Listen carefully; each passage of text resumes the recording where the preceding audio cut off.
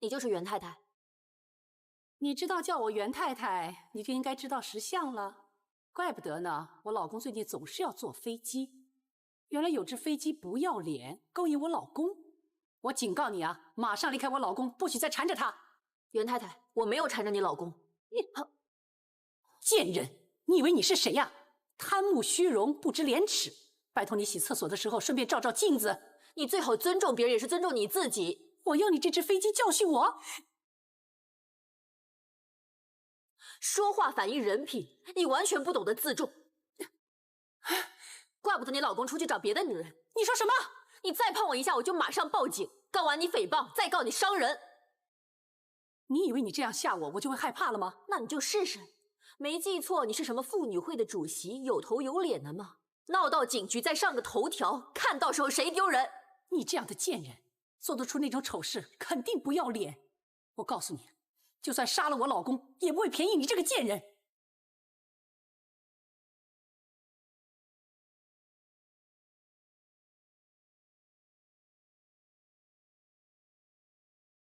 艾玛，你的脸怎么了？没事，误会而已。是不是刚才那个女人打你？都说了是小事。少娥还在等我们，不要让她等那么久。是不是有人欺负你？是的话，你要告诉我。谁能欺负我呀？肚子饿了，吃饱了再慢慢跟你说，走吧。大家好，经过上次兰博士精彩分析，什么是假 CP 而不是真恩爱，引起很多网民的回响和兴趣。今天我们再次请到兰博士开讲，一连5天为我们分析心理真理。Sammy， 欢迎你。心理学是人类行为和个人心智历程的科学研究。通过心理学，我希望大家可以更加认清身边的人，更了解自己。Sammy， 你真的很神啊，竟然可以挑战颠覆大家的看法。那大家都知道妇女界名人原理慧珠和她先生是最模范的恩爱夫妇，但是你却鉴别出他们不是真恩爱，是假 CP。只要用专业的角度，凭借行为和身体语言，就可以客观分析出结果。在心理学里，我知道有个名词叫 self-deception， 自我欺骗。很多艺人明星有时会投入角色，难以抽离。用袁先生、袁太太做例子，他们会不会是投入了角色身份，所以这么恩爱呢？这个绝对不一样。那 self-deception 的目的主要是为了骗自己，所以在别人面前装恩爱是为了面子，主要是骗别人。你才是在骗人的！袁太太、袁先生，岂有此理！停机！停机！马上给我停机！你这家莫名其妙的网媒，还有你这个不知道从哪儿买来的学位所谓的博士，在这胡说重伤我和我老公。袁太太，其实我们正在做直播啊，很多网民都在看直播。哇，我们现在的观众人数已经飙升到5300了。袁太太，你是不是想亲自向大众澄清啊？大家如果有什么问题想请袁太太当面解说，欢迎留言。好，你根本是想借我们夫妻的名气来吸引眼球，我就当场拆穿你们多枚职业操守，哗众取宠，恶意制造舆论话题。上次2位答应接受录影访问的时候，我们已经很清楚表明会把内容交给心理专家分析的。袁太太，你是知道的。你们说会找专家吗？不是找这种不知道有没有证、没有名气的假专家，在这乱说我和我老公假 CP， 我们去哪儿都牵着手，所有人都知道我们很恩爱的。恩爱不是靠喊口号，也不是要强势主导。2位表面上好像连体婴，很甜蜜，但实际上应该是水火不容。你在胡说什么？你有没有家教？根据赫特福德大学一份心理学的研究指出，人要掩饰谎言，会尽量避免在谎话中提到自己。所以在你的访问中，我这个字只出现了2次，而我们1次都没有。袁先生应该很尊重袁太太，不像袁太太那么会撒谎装恩爱，所以每次你在袁太太旁边都很少发言。啊，你还要胡说八道！还是别跟他吵了，我们不用跟这种人一般见识。我就是看不惯有的人在这儿自抬身价。总之你呀，还有你这个假专家，不马上发声明公开向我们夫妻道歉的话，我就会采取法律行动追究到底。我无意冒犯，我只是根据我所知道的心理学知识做出最客观的分析。是啊，观众的眼睛是最雪亮的。袁太太，你是不是想一个一个去反驳啊？哎，已经有观众留言提出很尖锐的问题。走吧。想我免费帮你做宣传，不可能！我才不跟你一般见识呢。我们恩爱要你证明。我们一放假就会去看日出，晚上就会去看星星。不管人前人后，都知道我们很恩爱的。哼！做直播确实常有突发情况。从每个人的反应和动态，我们可以看到很多不同的心理模式。要不你在这方面详细解释一下？毛律师，你马上帮我出封律师信。我不但要告那家垃圾网媒制高点，我还要告那个记者。还有那个莫名其妙的心理学家蓝佳美 Sammy Lana。我一会儿打给你。你给我站住！请问有什么事？你没见识呢，我真替你感到可怜。我原李慧珠，是妇幼基金会的主席，妇联新政利群社的总干事，妇女会会方社的首席代表。我身边的朋友不是法官、律师，就是名人政要。如果他们是你的好朋友，应该时时刻刻提点你。你什么态度啊？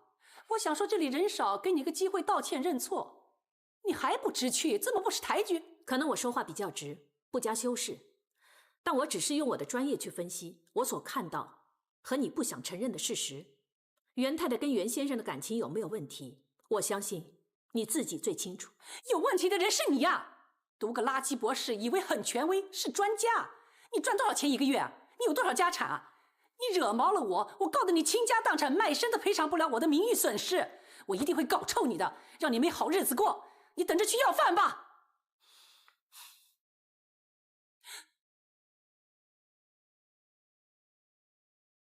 是啊，你们说会找专家吗？不是找这种不知道有没有证、没有名气的假专家。我们去哪儿都牵着手，所有人都知道我们很恩爱的。袁太太，恩爱不是靠喊口号。欢迎选搭 MMA 航空，小姐，您要的热鲜奶。但实际上应该是 Thank you 不容。你有没有家教？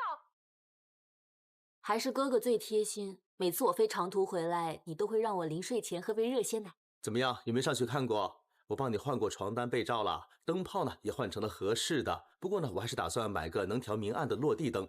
你看视频的时候呢，亮点不那么伤眼睛；听古典音乐的时候暗一点会更有情调。幸好你朋友肯借这套房子给你，这里真的好舒服哦。那你可以安心的在这里放1个多月的大假了。最重要的是我妹妹满意。最重要的是哥哥你肯陪我一起放松。你呀，睡觉之前不要看太久屏幕，蓝光是会影响睡眠的。又在看那些丧尸片呢？不是啊，但是比丧尸片还恐怖。这不是动手打你的那个女人？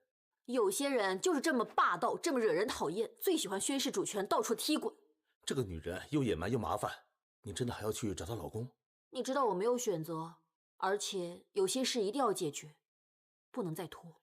OK， 那你小心一点。总之有什么事一定要跟哥哥说。我已经不是10岁小女孩了，现在谁敢欺负我，我不会忍的。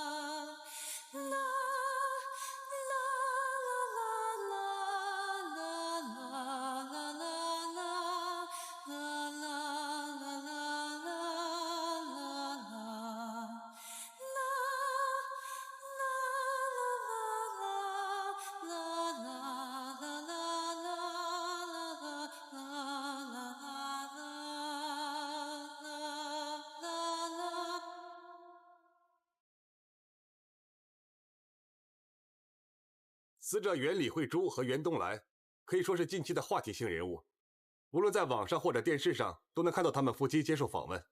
女的是妇女会主席，男的是成功商人，经常跟大家分享夫妻恩爱之道。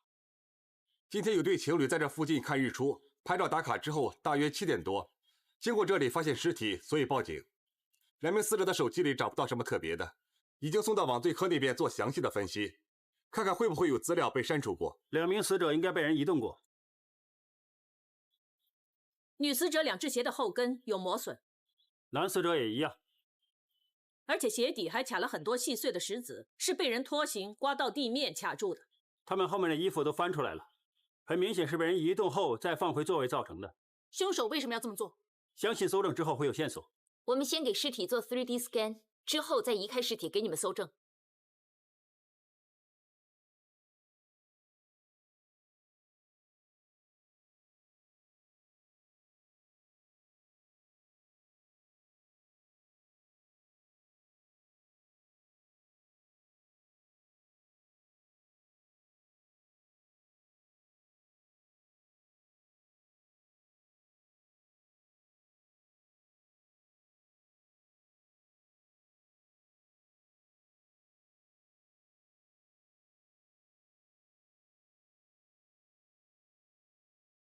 Howard，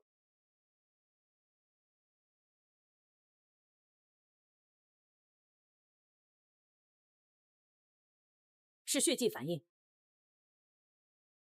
男死者袁东来，左胸前有被刺穿心脏的致命伤，面部、颈部、双手出现尸僵，尸斑固定，干温摄氏31度，死亡时间是6至7小时前，就是大概在凌晨2点钟左右。女死者袁李慧珠，同样左胸前有被刺穿心脏的致命伤，面部、颈部、双手出现尸僵，尸斑固定，干温摄氏32度，死亡时间同样是6至7小时前。2名死者虽然同是胸口被刺伤，但是女死者的伤口周边发现有肉眼可见的凝集反应血块。除了 O 型血之外，只要2种不同血型混在一起，就会出现凝集反应。就是说，凶手先杀死男死者，然后用同一把凶刀插入女死者的心脏，导致2种血液混在一起。男死者伤口的出血量比女死者多，是因为当心脏被刺伤之后，凶手马上抽出凶器。人体每分钟泵血5公升，当心脏被刺穿之后会大量出血，但如果心脏停止跳动，大脑3分钟缺乏血液供应，在女死者断气之后再抽出凶器，那女死者的出血量有可能较少。女死者面部的伤痕虽然深至剑骨，但是出血量不多，是死后伤。颈部左侧有1处指印，右侧有4处，是死后被人用左手用力掐着脖子留下的痕迹。2名死者身上都没有挣扎过的痕迹，车外面也没有被人清理过。相信凶手是先迷晕了他们，然后换位子，再把他们杀死。驾驶座的车窗开着，在驾驶座头枕靠窗的位置也发现了粘附物，相信是凶手向车内2名死者喷迷药时留下的。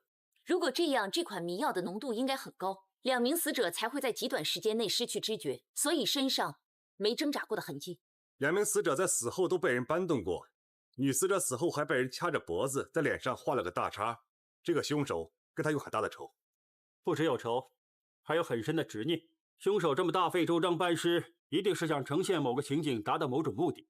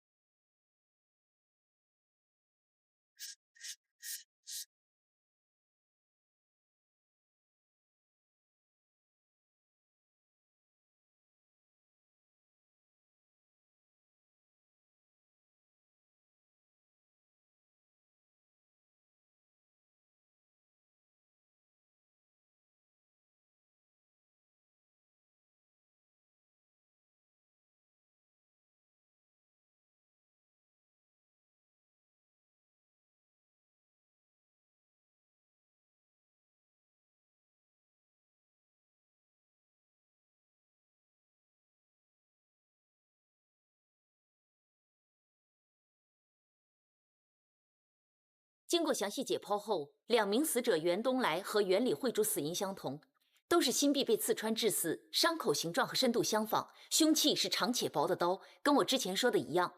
袁太太胸前的伤口有凝集反应血块。女死者血型是 A 加，男死者是 B 加。经过化验，在女死者伤口上找到属于男死者的 B 加型血，也印证了凶手是用同一把凶器，先杀男死者，然后再杀女死者。另外，在2名死者的鼻腔都同样找到一些凝固的晶体。晶体的检测结果证实是东浪藏碱，驾驶座头枕和2名死者的血液样本里，也同样验到有东莨菪碱的成分。东莨菪碱 scopolamine 在外国又叫魔鬼气息，曾经有人用它迷晕受害者犯罪。通常用非常少的剂量就能入药做晕车药，不过只要有0.3至0.6毫克的剂量，就可以在短短几秒内让人失去意识。在香港就可以买到有这种成分的药丸吗？剂量应该非常低，而且要从药丸里提炼出来也很困难。我们会跟进调查一下，网购或者其他什么途径能买到这种东莨菪碱。IP 发来的报告已经证实，方向盘上只有女死者一个人的指纹，跟你的分析基本一致。2名死者应该被人对调过位置。在副驾驶座的车窗边，我们找到2小块薄片，证实是皮革。皮革表面已经开始老化，可能是来自穿旧了的皮衣，也许是搬尸的时候摩擦导致皮革脱落。就是说，这2片皮革很可能来自凶手。还有，我们在其中一片皮革上面发现有已经凝固到变黑的血迹，经过比对测试，血迹干了起码超过30天。血迹超过30天，颜色不会再有任何变化。用现有的方法很难分辨时间上有没有差别，就是查不出实际的时间。也不一定。我们会尝试通过检测血液里的白蛋白去确定血迹留在皮革上的时间，测试结果不见得有用。不过，有另一个发现，可能会对调查起着关键作用。在男死者外套口袋里找到的戒指盒，验到一组不属于男女死者的指纹，而这组指纹在车厢里也有出现。盒子里的钻石戒指 ，size 11，圆周50毫米，以女死者手指的粗度应该戴不了。这枚戒指不属于袁太太，戒指内环还刻了 EMY， 很可能是人名的首字母。男死者袁东来，英文姓氏是云，首字母是 Y。女死者袁李慧珠，姓名的首字母还有英文名 Sharon 都没有 E 或者 Y 字。我们会先集中调查男死者袁东来的感情关系，希望可以尽快知道这个E字是什么人。